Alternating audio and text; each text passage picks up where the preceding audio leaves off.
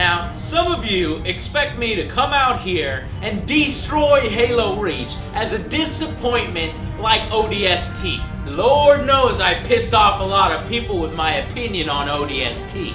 And I'll tell you why, okay? I am so sick and tired of websites overrating this game with their Halo beer goggles on. You've seen 7s, 8, hell, I even saw a perfect rating. That's bullshit. This is straight wallet rape. Do you know what this game is actually called to me? This is Halo ODLC, overpriced downloadable content. Others want me to come out here and say that Halo Reach is the greatest video game of all time, for one of the most important franchises in recent video game history. You see, that's the status that Halo has reached. It's become a phenomenon. You either love it or you hate it. It's become the flagship for the Xbox console, drawing hatred from PS3 owners that dread its mere mention, and indifference from people that are just plain Haloed out. And I gotta say, I'm one of those people. I'm Haloed out after Halo 3. Then you can imagine what happened when I played ODST. I wasn't exactly foaming at the mouth for Halo Reach to release. So, would this be ODST 2.0, or would Bungie send off their franchise the right way? After playing it, I have your answer.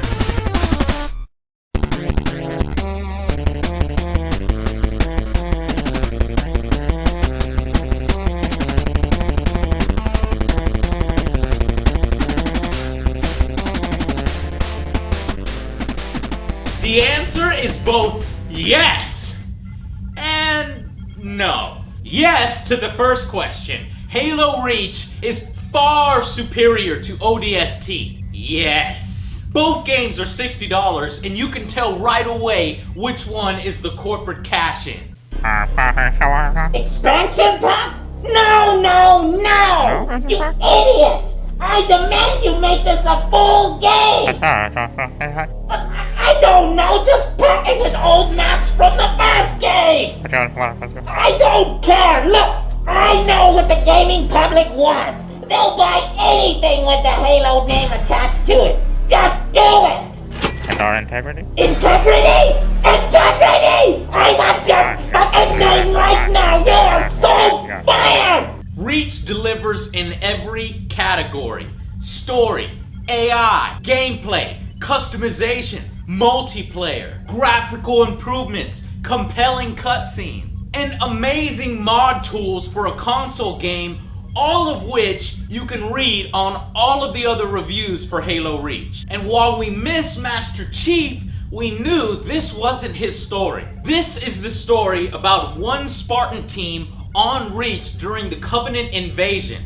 Noble team. Some of them cool, others clearly trying too hard. You are Noble 6, and you get to experience this throughout a 8 to 10 hour campaign, depending on which difficulty level you select and if you're playing 4-player co-op or solo. We're gonna learn about this doomed planet and all the people fighting against the inevitable, a sci-fi last stand, the Alamo. No matter how many elites they kill or cruisers they take down, 10 more jump in to take its place. And this is really effective. And the ending after the credits roll in particular really pulled at your heartstrings. I felt like I could take on the whole planet, but it's just not possible. And you're gonna go down, but not without taking out as many of those bastards as you can. And they're tough. The AI is challenging, especially on Legendary. As my friend would say, you're gonna die. A lot. But no matter how many times I died, I stopped just short of throwing my controller across the room, because it felt like if I just tweaked my strategy a bit, I would overcome it. And I did. The game rewards you when you switch up your tactics and find the right weapon to do the job. This is why Halo's gameplay is so solid. Things like this actually make a difference. And not a little difference, a huge difference. And so much detail was put into this game. The landscapes, the skies, The backgrounds in the space portions of the game are all breathtaking. It all comes together to form this really true feeling of a planetary war being raged all around you. And you need to take a minute to check out all this stuff, like even the little dogfights that are happening in the skies above you and ships in high orbit. And this is where legends are born, from the hopeless situation. And it is freaking awesome. And the levels in the campaign have a great amount of variety. It never gets stale like an ODST. There's a Falcon sequence through a burning city where your job is to support other teams trying to get the hell out. And don't forget, in addition to providing close air support, make sure that you hit the Easter egg button to activate the Covenant nightclub.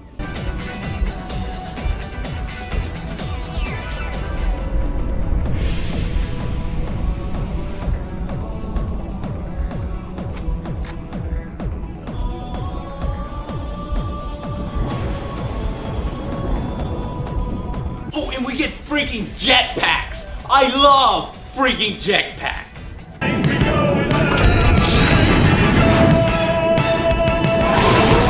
And for the first time, we get to see the battles raging above and participate in them with space combat.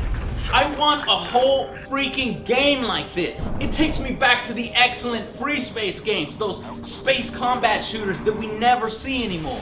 And I was surprised at how well it controlled. These sections were designed by the person behind Crimson Skies for Xbox, and it shows. These are really well done. And finally, after this great campaign, Bungie offers massive multiplayer with the most robust tools to its community to play it the way they want to play it. With so many game modes, settings, and tweaks, it'll make your head spin. Firefight is back from ODST, as well as a handful of other new modes like Invasion. Stuff like creating your own maps with Forge 2.0 and tracking every possible stat that you can imagine, and implementing a theater mode where you can share best practices, take videos, screenshots of your clips, and send them to your friends. What you end up with is more like a complete experience than a single game.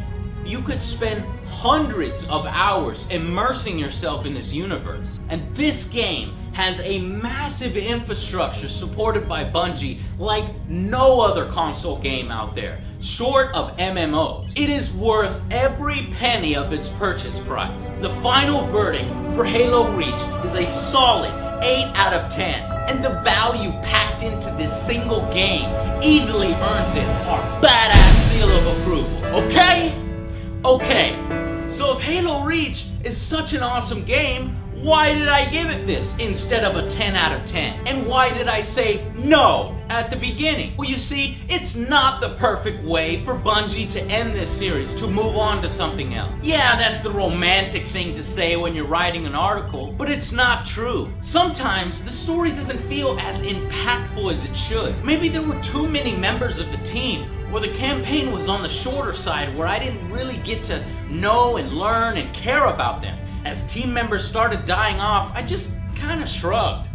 Oh well. And aside from the excellent emotional ending, that component was somewhat missing from the rest of the game. Frankly, Halo Reach is like an absolutely highly polished Halo 2 with graphical improvements. That may be a godsend for Halo fans, but it does nothing to entice new people to Halo. I expected Bungie to pull out all the stops for its money-making franchise. And there are two things that are missing from this game. Two things that would have sold it to everybody and made it a 10 out of 10. Multiplayer space combat and online persistent war. Space combat was one of the freshest things that they added here. What a huge wasted opportunity. Could you imagine Battlefront Halo with multiplayer space combat with ship-to-ship invasions and boarding parties? That shit would have been awesome. You see, Bungie didn't want to take any risk by thinking outside of the box.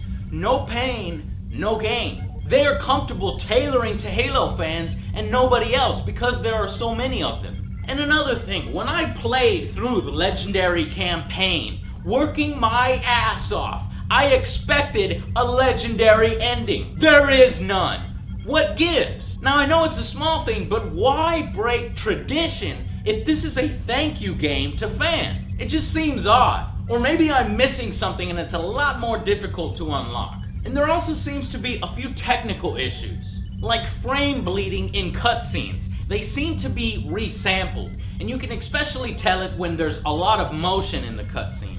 And the checkpoints in the game can be frustrating and oddly placed, sometimes just forcing a save when you have very little ammo and very little health.